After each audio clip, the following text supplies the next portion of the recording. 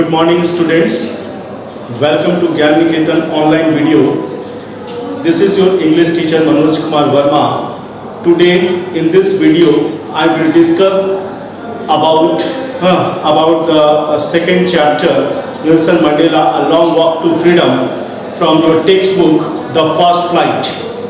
This is, before starting this chapter, I would like to tell you that this is not a story. This is a speech given by Nelson Mandela after emancipation, after getting emancipation, freedom after long time. Well, so apartheid was a political and social system in South Africa during the era of white minority rules.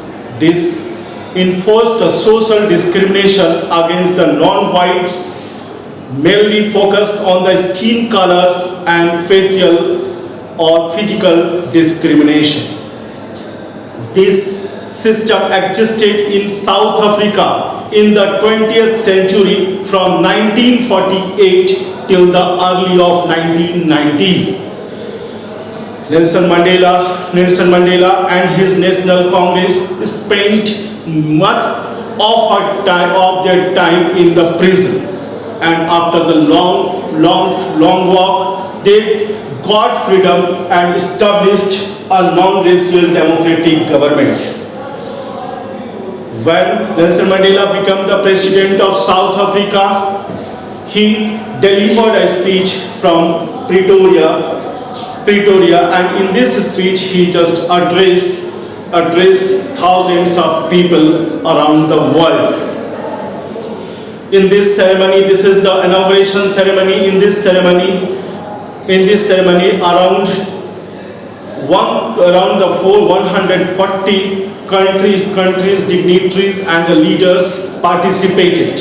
A general election was taken place, in which out of 400 seats, Nelson Mandela got 252 seats. This is mind-blowing, the win of Nelson Mandela. Nelson Mandela swears, in this swearing ceremony, Nelson Mandela swears in as the first black president in South Africa on 10th May 1994. At the end of the swearing ceremony, there were the two national anthems were sung. First, the national anthem was sung of the white people, followed by the national anthem of South Africa.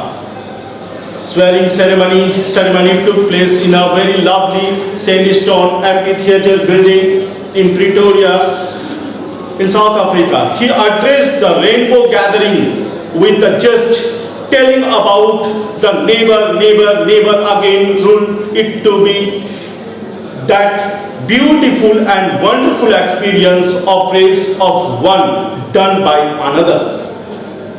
Nelson Mandela wished that freedom of South Africa should be reigned. The army officials could have caught and put him into the jail before was saluting him to pay respect to the newly democratic government, Nelson Mandela. After that, Nelson Mandela in his speech recalls back the history. He pays the homage to the national martyrs who sacrificed their lives for the sake of their motherland. Nelson Mandela again appreciates and says that the martyrs were the men of extraordinary courage and wisdom and generosity. According to Mandela, the courage was not the absence of fear, but the triumph over it.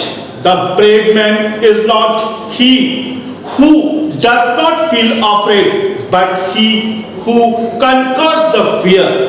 The courage for Mandela was to win and attain victory over fear. He considers man to be brave when they had the courage to conquer fear. In fact, courage is not about the physical endeavor, but it is overall intention of a man to fight against the wrong from the core of his heart. Nelson Mandela again just says that he tells that the men are not born of hating. Born of hating. People learn hate should be taught love as well.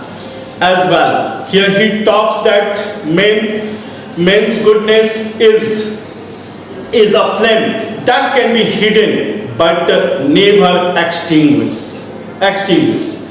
So he discharged Nelson Mandela thought that he was born free. He free to walk, he free to play, he was free to walk behind the cart, he was free to swim in the stream.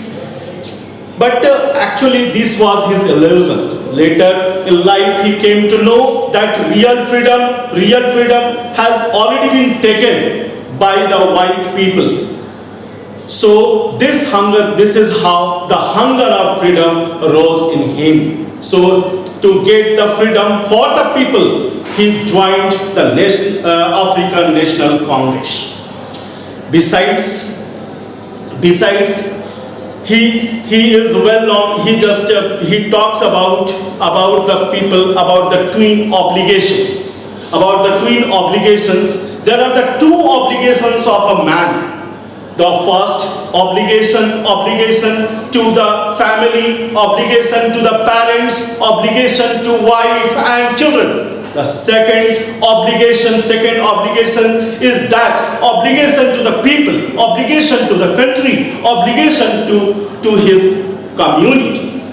So the place where the people were not given the right to be free, how these two obligations could be maintained. So Nelson Mandela also added in this chapter that all the people, that oppressor and oppressed both require freedom.